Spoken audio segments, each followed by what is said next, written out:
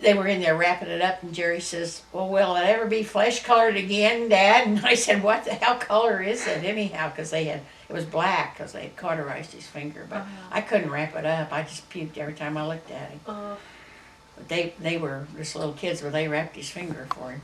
What about when they had the rack? Huh? What about when they had the rack in the convertible? Oh, Barney picked the kids up. They'd been to. Did he pick you up at church? We were going to church. We hadn't. I thought they went down to pick up. Foxy. I thought you'd been. Well, he was down to Mother's to pick up something. That's the reason you were on that road to pick up your kids. Anyway, they had closed the state road and had a dirt road, and this guy didn't know the territory, and he hit a broadside in a crossroads.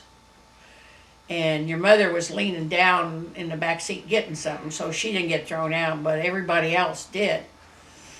And they called me and said, well, last thing I said to Barney was, don't let the boy stand up in the seat when he went to go get the girls.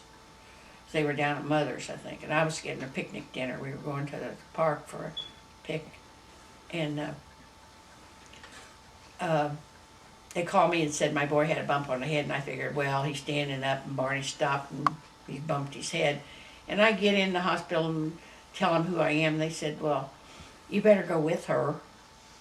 And they take me downstairs, and here's all 5 of them crying and moaning and carrying on. And Shirley's hurt bad, and Butch is hurt bad.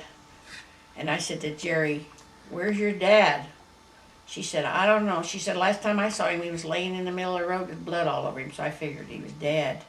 Somebody out there were making hay, and they picked up the kids and took them to the hospital, and he just left them. He didn't stay there. Oh. And the woman there was a nurse's aide that lived close by, and she called the sheriff and told him to bring an ambulance. Well, they didn't. The sheriff, Barney graduated with the sheriff's wife from high school, and they live close to us.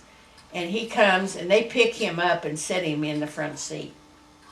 And she told him, don't move him, because, he might have a broken back or a broken neck or something. You'll kill him. Well, I'm standing in the hospital, and the sheriff's car pulls up, and they're hauling Grandpa in like this, and they tried to sit him in a chair, and he said, I can't sit there. And he said, are you all right? And I said, I wasn't in the wreck, Barney. And he just kept it up. Are you all right? And I said, I wasn't there, Barney. He didn't understand. And it split his face. He'd hit his face on the steering wheel, and he split down his nose and his mouth. And he had a great big knot on that thing in his arm. And his pelvis was crushed. Oh. And he was laying there, and finally, I kept telling him I needed my doctor, and they said, well, Dr. So-and-so's here. And I said, I don't give a damn if he is. I said, these kids need to see our doctor. And I knew he was in church and was about to get out, and he finally got there. And he was sewing up Barney's nose and his mouth. That cop says, that makes me sick watching him sew it. And Barney, he's just laying there. Dr. Dillon never give you anything for pain. And Barney said, well, that's the biggest damn needle. It was like an upholstery needle. It was round to do the stitching. Barney said that was the biggest damn needle he ever saw. See, I have to tell you how the wreck happened. We were going north on this road, and a car hit us broadside. Well, our car ended up in the ditch beyond the intersection like this.